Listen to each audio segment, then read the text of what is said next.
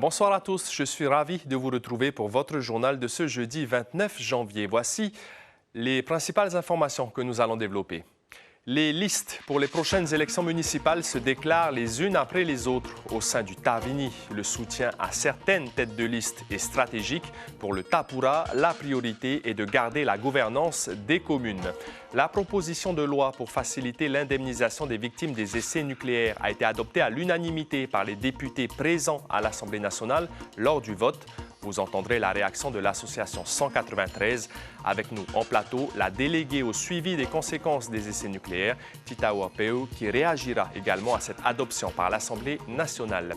Il est sur les traces de son père, en Polynésie. En tout cas, Jonathan Dassin, le fils du très célèbre chanteur français Joe Dassin, est au Fénois et il souhaite partager un maximum sa passion pour la musique, mais pas que. Il est le deuxième invité de notre journal et il nous réserve une petite prestation. Merci d'être avec nous. Pour ouvrir cette édition, la procureure de la République, Solène Belawar, a livré les détails de l'affaire de blanchiment aggravé dans laquelle est impliqué le champion de boxe Aritea Putoa. La valeur numéraire des biens qui ont été saisis lundi s'élève à 220 millions de francs. Les éléments du dossier sont suffisamment solides d'après le parquet, avec un travail de plusieurs mois des gendarmes. Ce sont des tentatives d'acquisition de terrain sur l'île de Tahiti et l'achat de véhicules neufs qui ont alerté les enquêteurs. Sur les 18 personnes interpellées dans ce dossier, 8 ont été mises en examen, 6 sont placées sous contrôle judiciaire et 2 en détention provisoire. D'après nos informations, il s'agit d'Aritea Putoa et de son père. Cela fait déjà plusieurs semaines qu'ils ont lancé leur campagne électorale. Les candidats déclarés sur des listes pour les prochaines élections municipales se mettent en avant petit à petit, notamment sur les réseaux sociaux. Les groupes issus du Tapura et du Tavini organisent leur stratégie politique. Juan Potoru et Teivaribé ont rencontré 2 candidats des 2 principaux camps politiques, à Paea avec Tepuaro Iteritei et à Tautira avec Weva Amblin. Rencontrer individuellement les familles chaque matin, c'est le rituel depuis 3 semaines de Tepuaro Iteritei, tête de liste à Poiherea Paea. Une approche ciblée qu'elle a appris auprès de son ancien mentor et maire de la commune, Jackie Graff. Et pour Mamie Eri, il n'y a pas photo pour les prochaines municipales. C'était vraiment une joie quand j'ai entendu qu'elle va être sur la liste. Et parce que c'est ça mon plaisir, c'est mon temps. Les gens sont nostalgiques de l'époque de Jackie Graff et comme ils savent que c'est lui qui m'a formé, donc ils ont confiance en moi et ils comptent sur moi justement pour ramener des choses qu'on ne trouve plus aujourd'hui au sein de notre commune. Dans votre liste, elle est ouverte à différentes personnes, différents partis. C'est une stratégie politique? Ce n'est pas vraiment une alliance politique qu'on a faite, c'est une alliance de personnes parce que l'objectif c'est effectivement de pouvoir gagner les élections mais surtout de pouvoir durer et de rester unis les 6 prochaines années, pouvoir porter au mieux nos projets. Du côté de Tautira, le groupe Tavini s'organise aussi. Le maire délégué Weva Amblin sera dans la liste portée par Béatrice Lucas sur Afahiti, un choix politique assumé et validé par les instances du parti Bleu Ciel. Le groupe qui est mené par Keitepu, ils ont monté leur liste pour les élections municipales de Tearapu Est. Et moi, nous avons monté notre liste avec Béatrice Lucas dans notre section commune. Est-ce que ça ne crée pas des difficultés? Est-ce que vous êtes unis?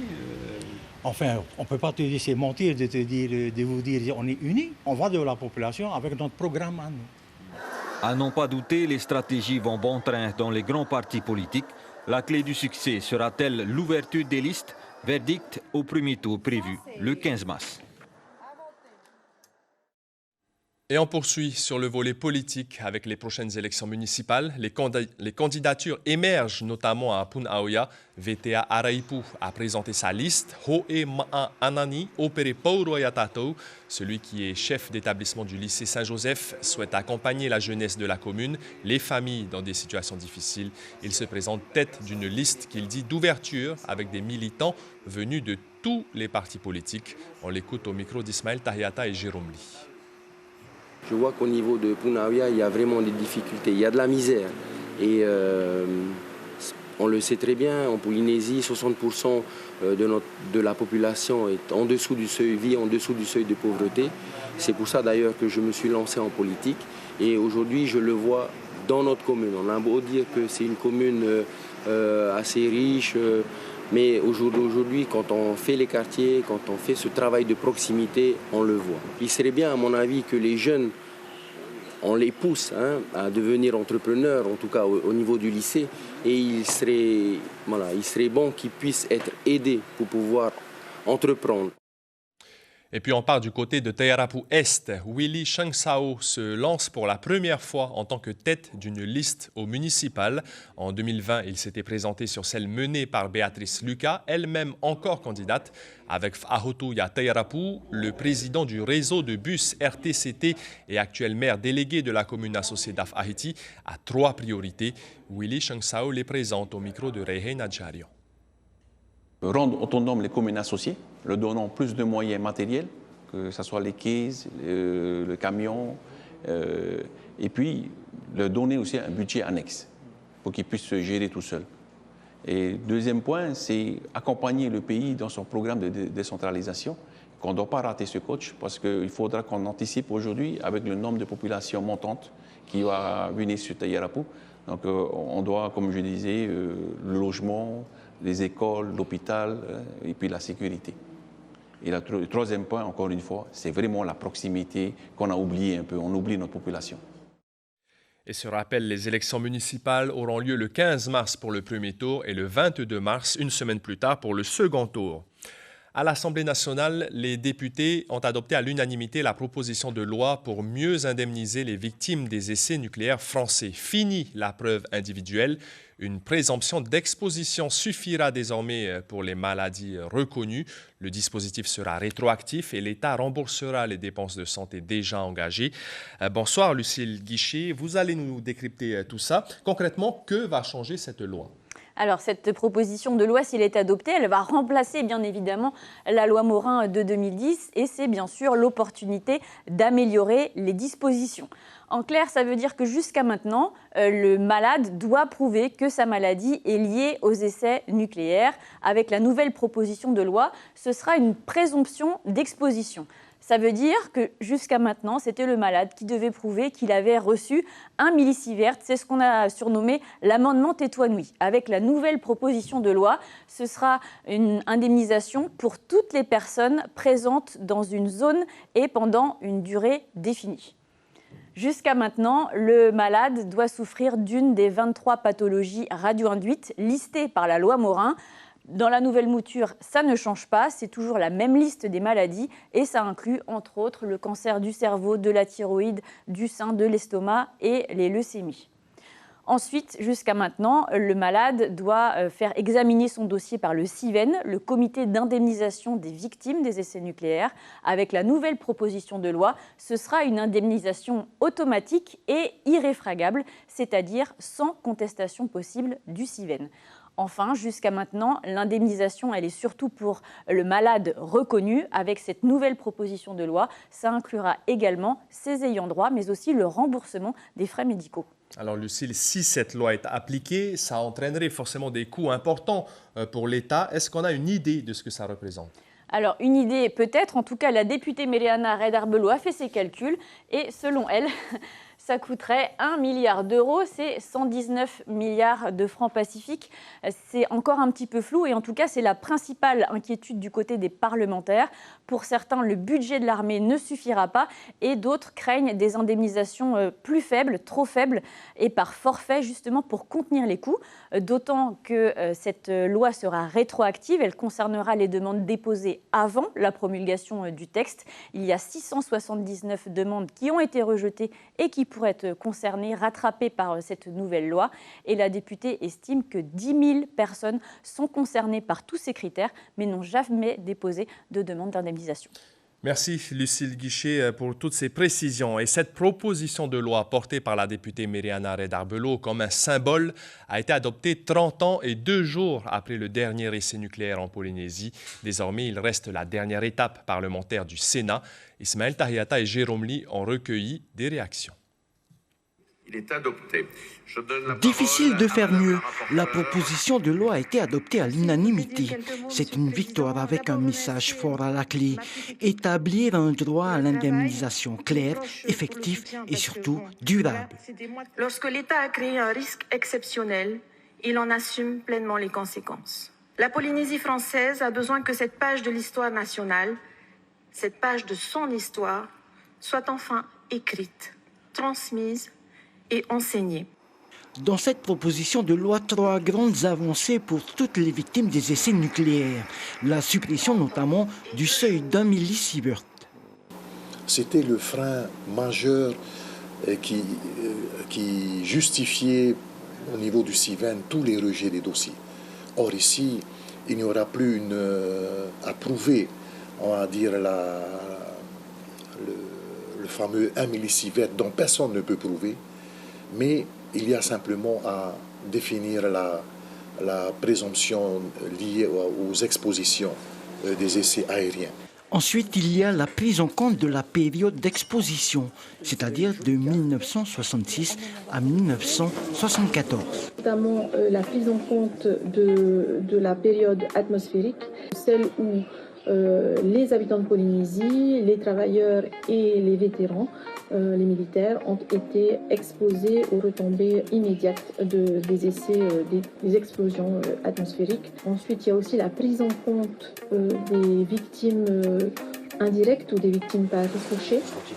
Au final, c'est un texte de réparation et de reconnaissance aussi. Nous ne pouvons pas changer le passé.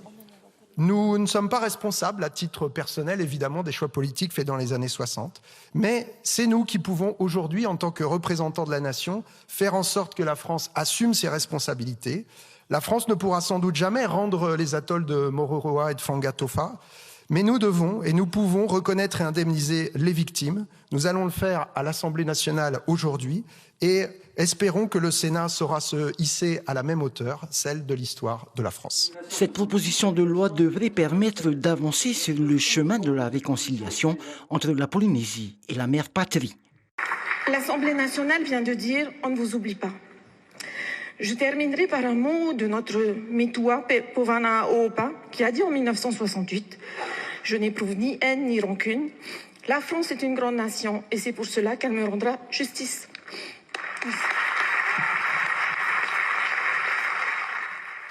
Une Myriana Redarbelot très émue. On va désormais avoir la réaction de la déléguée au suivi des conséquences des essais nucléaires. Bonsoir Tita Wapeu. Bonsoir Marouki, bonsoir Alors, tout le monde. La proposition de loi a été adoptée à l'unanimité, mais très peu de députés étaient présents. Il reste l'étape du Sénat. Quels sont vos premiers mots sur cette avancée majeure, si la loi est appliquée, bien sûr? Oui, alors déjà, un grand merci à Madame la députée Myriana Redarbelot pour avoir porté cette proposition de loi. C'est aussi, comment dire, un merci aussi à mes prédécesseurs, notamment de M. John Doom à M. Barrio, en passant aussi par l'ancien président Oscar Temaru, qui en 2005 déjà avait créé la commission d'enquête des conséquences des essais nucléaires. Et aujourd'hui, ça fait 21 ans que cette commission a existé et la parole est plus libre. Et puis surtout, la nation, ou bien l'État français, reconnaît sa responsabilité et c'est une avancée majeure. Alors, Tita Wapeu, vous êtes déléguée au suivi des conséquences des essais nucléaires depuis novembre. Vous avez succédé à Yolande Vernaudan. Et l'une de vos missions sera de mener à bien le fameux centre de mémoire durant la période du CEP. Quelle est l'ambition et quel est le calendrier? Alors, le calendrier, il est serré, en fait. On devrait pouvoir avoir un programme bien précis dans les mois à venir pour peut-être une ouverture en 2030 ou 2031.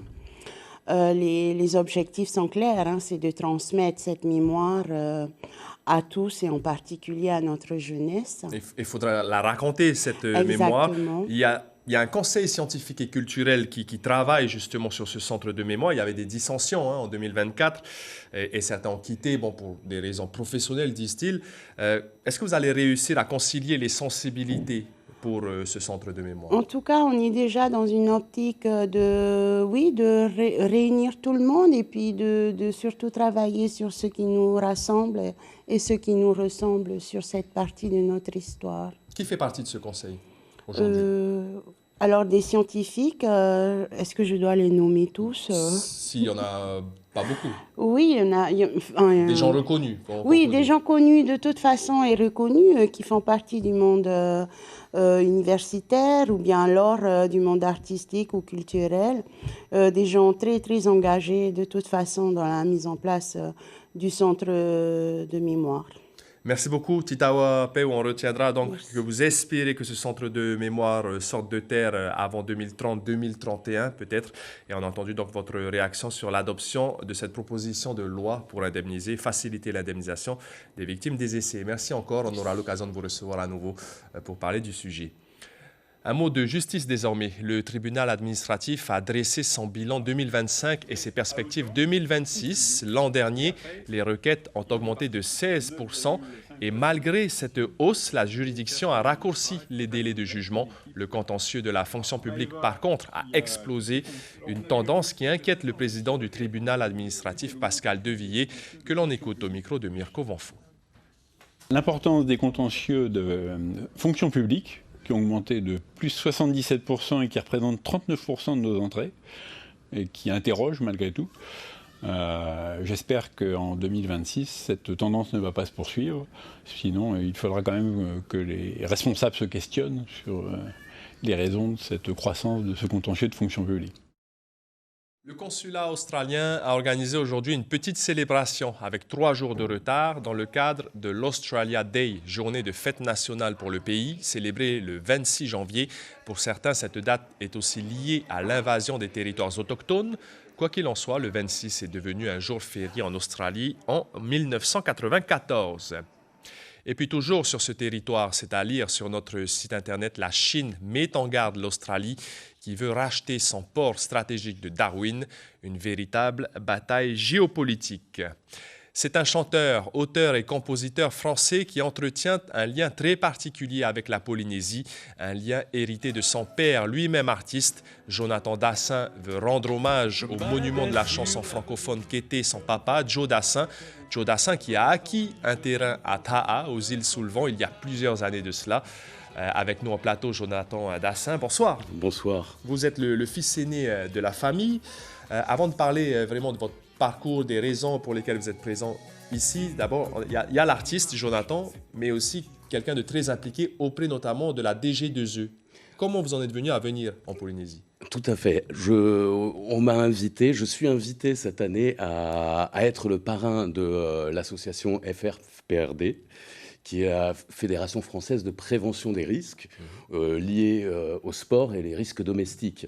Et nous allons, entre autres, aller dans une école à Reetea pour parler justement de prévention avec les enfants qui, dans cette idée, deviennent finalement un vecteur de communication dans leur propre foyer, avec des outils pédagogiques comme la bande dessinée de Biloul Cascou.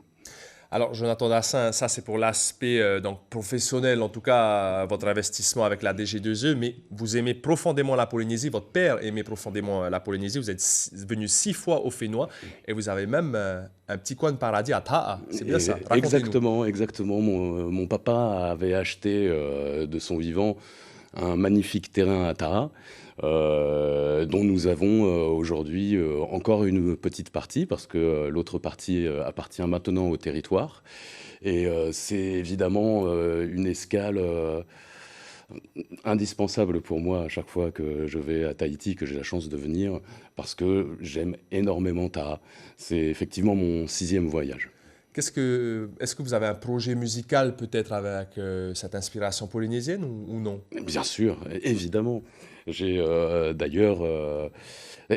d'ailleurs beaucoup composé à Tahiti. À chaque fois que je suis venu, j'ai ramené avec moi une chanson. Et j'ai fait ma première chanson à Tahiti quand j'avais 18 ans et que j'y ai passé 6 mois. Quels sont vos projets musicaux à Tahiti, du coup, peut-être que vous en avez? Alors, j'espère bien revenir pour jouer à Tahiti, dans des endroits, faire une petite tournée et chanter mes chansons et celles de mon papa. Vous avez pensé aussi à l'installation en Polynésie un jour, pourquoi pas? C'est un rêve, effectivement, c'est un rêve et je pense qu'un jour je le réaliserai. Et le petit bout de terrain Taha, il n'est pas prêt d'être vendu. Non, impossible. Merci beaucoup, Jonathan Dassin. On vous retrouvera à la fin de ce journal pour une petite chanson, une chanson que l'on connaît tous. Merci encore d'avoir accepté notre invitation. Avec plaisir.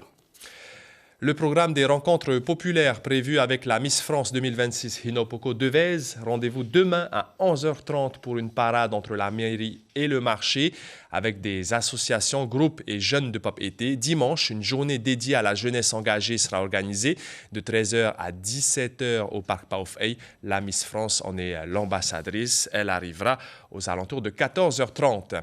L'information principale de ce jeudi 29 janvier, à l'Assemblée nationale, les députés ont adopté à l'unanimité la proposition de loi pour mieux indemniser les victimes des essais nucléaires français. Fini la preuve individuelle, une présomption d'exposition suffira désormais pour les maladies reconnues. Le dispositif sera rétroactif et l'État remboursera les dépenses de santé déjà engagées. Le Sénat doit désormais étudier cette proposition de loi. Demain matin, l'invité café de la matinale radio sera Mwerangi Ré, directrice du Centre d'information et d'orientation. Elle viendra parler du forum post-bac organisé jusqu'à samedi sous le chapiteau de la présidence. Sur vos écrans, après ce journal, soirée cinéma avec 2 films, Mort sur la piste, puis un meurtre sans victime. C'est la fin de ce journal. C'était un plaisir de vous accompagner cette semaine. Merci de votre fidélité. À partir de demain, vous retrouverez Lucille Guichet. On se quitte sur une chanson de Jonathan Dassin, L'été indien, tube mythique de son père Joe Dassin. Passez une très belle soirée et prenez bien soin de vous.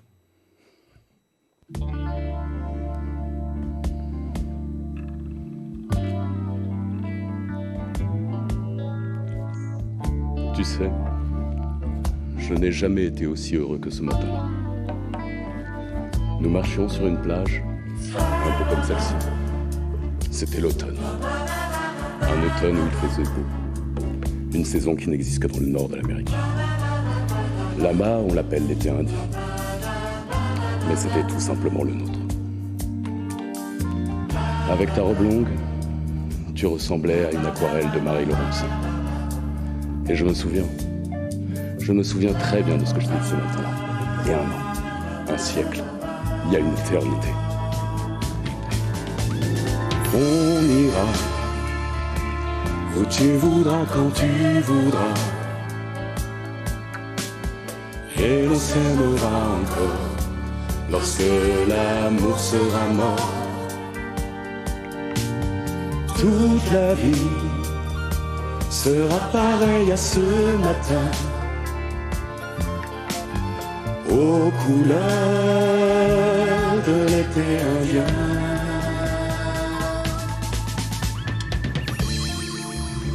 Aujourd'hui, je suis très loin de ce matin d'automne, mais c'est comme si j'y étais. Où es-tu? Que fais-tu? Est-ce que j'existe encore pour toi? Je regarde cette vague qui n'atteindra jamais la dune. Tu vois, comme elle, je reviens en arrière. Comme elle, je me couche sur le sable et je me souviens. Je me souviens des marées hautes, du soleil et du bonheur qui passaient sur la mer. Il y a une éternité, un siècle, il y a un an. On ira où tu voudras, quand tu voudras. Et on s'aimera encore lorsque l'amour sera mort. Toute la vie sera pareille à ce matin, aux couleurs de l'été indien. Ba ba ba, ba ba ba ba ba ba ba.